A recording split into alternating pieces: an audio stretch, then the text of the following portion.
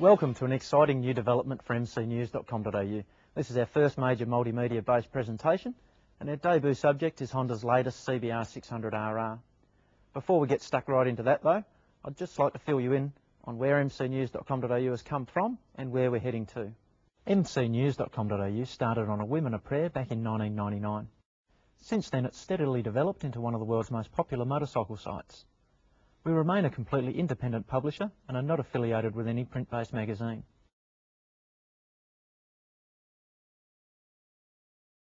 Honda's CBR 600 was first introduced to an eager public back in 1987 with the original Hurricane model. This bike broke new ground for Big Red, with a liquid-cooled across-the-frame inline 4 encased in a fully enclosed bodywork to produce a machine that tipped the scales at a lightweight for the time, 180 kilos dry.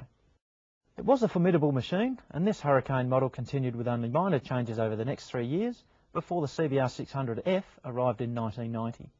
This was another huge leap forward in the 600 market, with nearly 15% more power than the model it replaced, thanks to a heavily revised engine. Honda didn't rest on their laurels. The next year, the F2 version of the CBR arrived, with power increasing again to a 400 ponies, thanks to a more over-square bore and stroke ratio, bigger carburettors, a higher compression ratio, and less internal friction.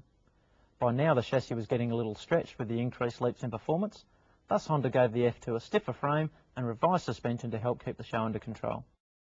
It was 1995 before the next major revision to the CBR 600, which came with the F3 model.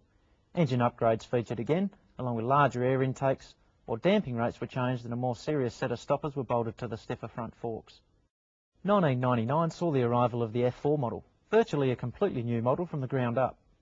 The engine was all new, with even more over-square cylinder dimensions, and Honda now claimed 110 ponies from their steed.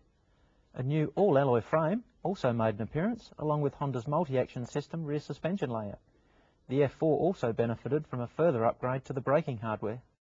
The new millennium brought a major change for Honda. A 2001 model was when fuel injection made its first appearance on Honda's middleweight, which was now tagged the CBR 600 F4i. Lots of other changes were also made to the inlet and exhaust systems, and Honda claimed a further 5% boost in power over the previous, carburetted F4 model. The frame was now more rigid than ever, and the F4i tipped the scales at a claimed 168 kilograms dry. Just 2 years later, the introduction of the first Honda 600 to wear the much-heralded RR moniker made ground. The RR moniker, of course, had been made so famous by a continuing lineage of Fireblade models. The 600 model was launched with much fanfare and claims of being inspired by the 4-stroke RC211V that Valentino Rossi was using to great effect in what was then the all-new 4-stroke MotoGP series. The exhaust had moved to under the pillion seat following the fashion look of tucking the mufflers up out of the way, but the really big improvements came with the 45mm forks and unit Pro-Link rear suspension layout. Wisely, Honda did not make the model too overly stiff, so on bumpy back roads the machine was the most confidence-inspiring middleweight available. It's exactly this type of everyday road that most sports bike riders seek out come the weekend, and here is where the 600RR shone, and shone brightly. On nasty roads, some machines on the market would go into convulsions over large bumps and threaten to pitch you in the bushes. The 600RR deals with all but the nastiest of mid-corner bumps and continues on unfettered. Now, there were some people that criticised the machine as perhaps a little too soft out of the box. While this might have been the case for an experienced track day punter, on the road I found this criticism quite erroneous.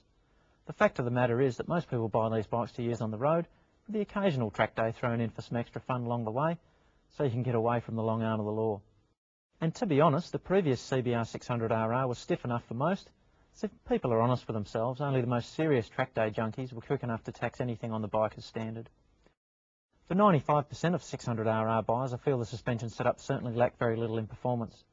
However, what I did find with the original CBR 600RR was a fairly asthmatic mid-range, which meant the rider really had to keep the bike spinning in the upper reaches of the tacho in order to get the best out of it. The only other criticism I was able to pick with the 2003 bike was that the paint finish on the tank was not hardy enough and a little prone to scuffing. The paint issue was fixed for the 2004 model year. Well, this brings us to the present day and the latest incarnation of Honda's CBR 600RR. I recently had the opportunity to put the machine through its paces at Wanneroo Raceway with leading Australian supersport privateer Brian Starring. Brian can be seen in some of this footage on the All-Elect Racing CBR 600RR. He piloted to race victories in the 2005 Australian Championship.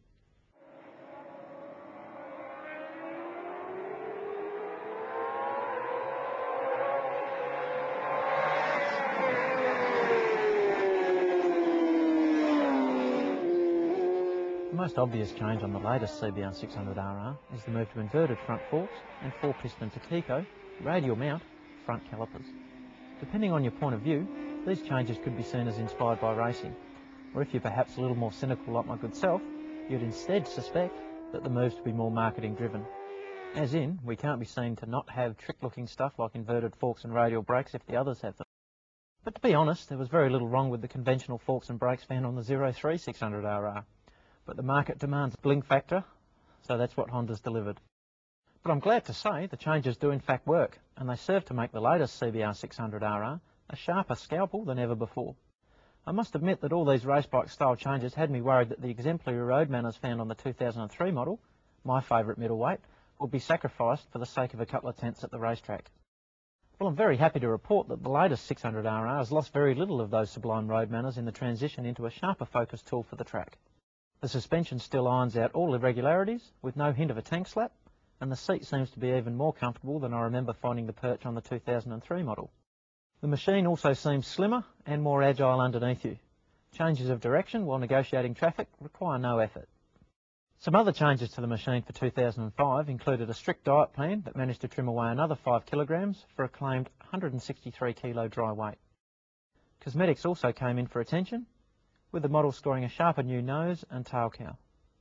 Overall, the 600RR is tiny, and it feels it. All these points aside, the most impressive change comes from the engine room, with lower and mid-range power delivery significantly improved. Honda's engineers spent all their development time for this new model on the shape and size of the ports to maximise intake velocity through the mid-range while trying to maintain the wailing top end. Fuel economy does seem to have suffered a little, but for the extra mid-range boost I think I can live with that. However, it is a little surprising, as generally Honda sports bikes have been getting more and more fuel efficient with each new model. You can short shift around town at 5,000 RPM and still make decent forward progress. Riding it back-to-back with the 2003 model might have you thinking that Honda have done a Kawasaki and slotted some extra capacity inside those engine crankcases. Of course they haven't, but there's no mistaking the latest machine has a whole lot more mid-range urge than ever before.